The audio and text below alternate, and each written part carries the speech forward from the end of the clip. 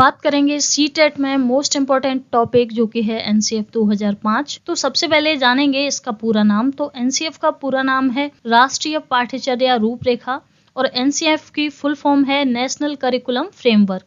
फिर बात करें कि एनसीएफ 2005 की जो थीम है वो क्या है, तो इसकी थीम है लर्निंग विदाउट बर्डन, यानी बिना बोझ के शिक्षा। फिर बात करें कि ये जो विचार आया है लर्निंग विदाउट बर्डन का, ये कौन सी सन में आया था, तो लर्निंग विदाउट बर्डन का विचार आया था 1993 में। ये प्रश्न परीक्षा में पूछे गए हैं। तो आज हम जो विवरण जानेंगे वो सब परीक्षा से संबंधित है, हर बार परीक्षा में पूछा गया है। तो जुड़े रहिए हमारे साथ वीडियो के अंत तक। चलिए शुरू करते हैं।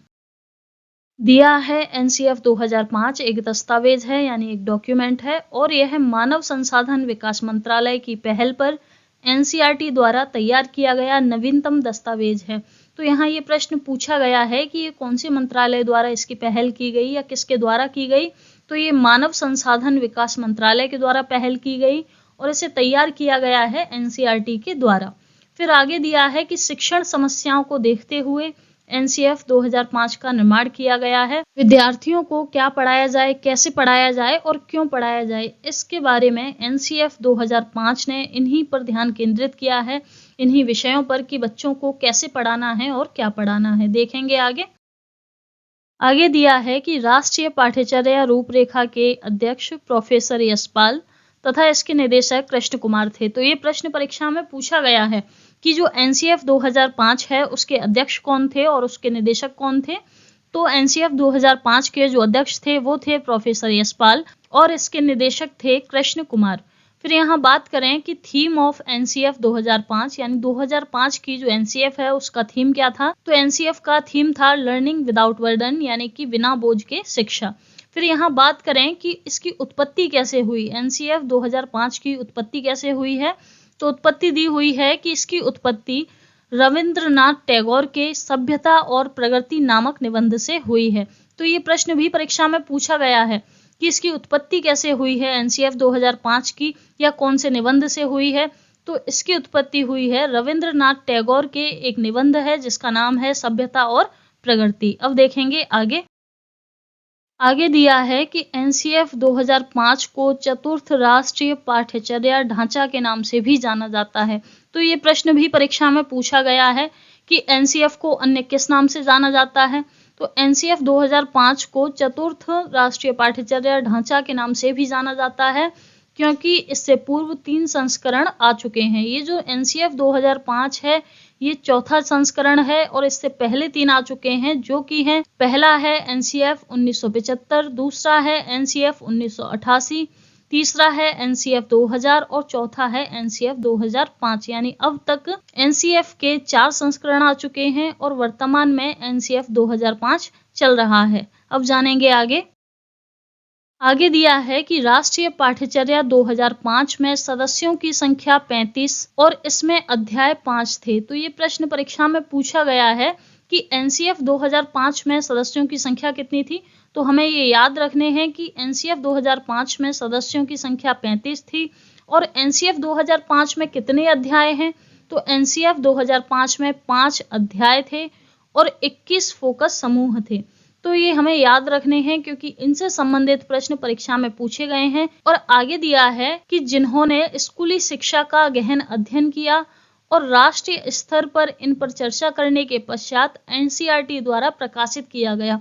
यानी एनसीएफ 2005 में सदस्यों की संख्या 35 है, इसमें 5 अध्याय हैं और जो समूह बनाए गए थे वो 21 समूह थे। ये याद रखने वाली बातें यहाँ पर जो कि परीक्षा में पूछी गई हैं। आगे दिया है कि राष्ट्रीय पाठ्यचर्या की रूपरेखा 2005 का अनुवाद संविधान की 8वीं अनुसूची में दी गई 22 भाषाओं में किया गया है।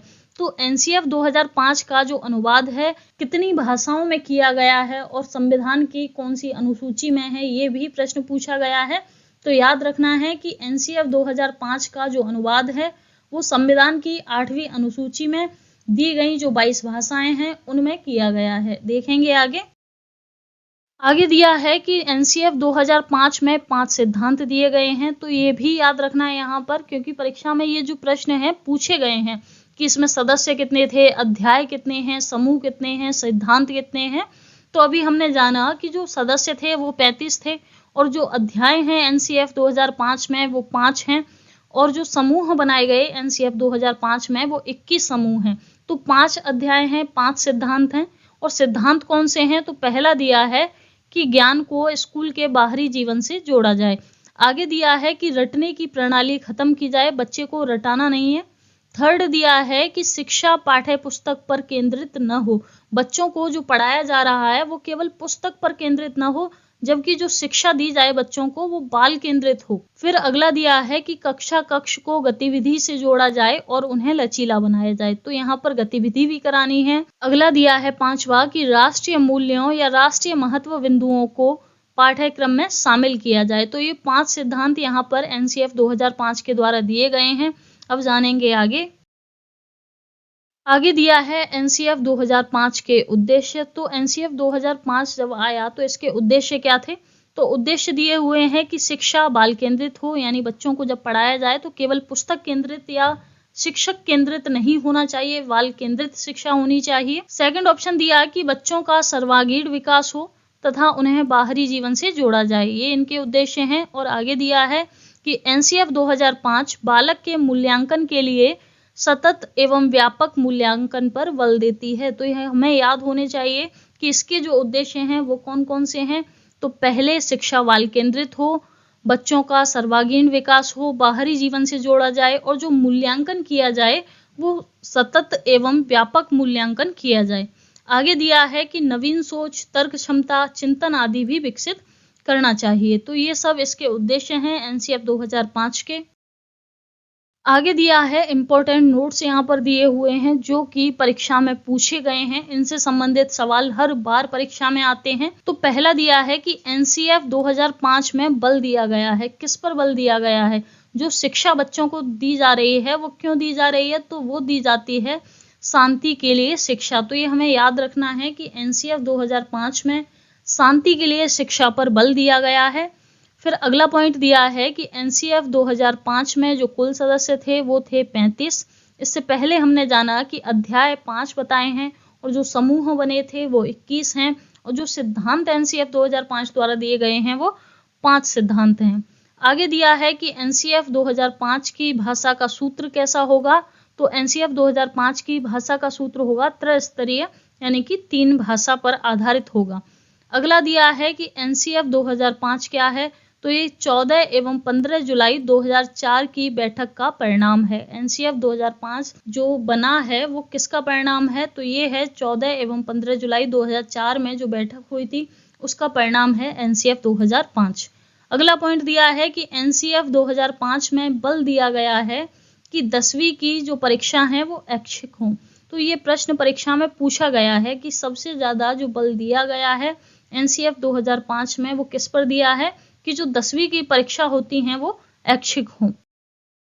एनसीएफ 2005 के द्वारा कुछ सुझाव दिए गए जो कि बच्चों की शिक्षा के लिए बहुत ज़रूरी हैं। तो सुझाव दिए हैं यहाँ कि शिक्षा को व्यवहारिक ज्ञान से जोड़ा जाए, सिर्फ किताबी ज्ञान तक ही छात्रों को सीमित न रखा जाए, यानी बच्चों को जो हम पढ़ा रहे हैं उसे व्यवहार में भी लाया जाए, न कि सिर्फ किताबों तक ही सीमित रखा जाए।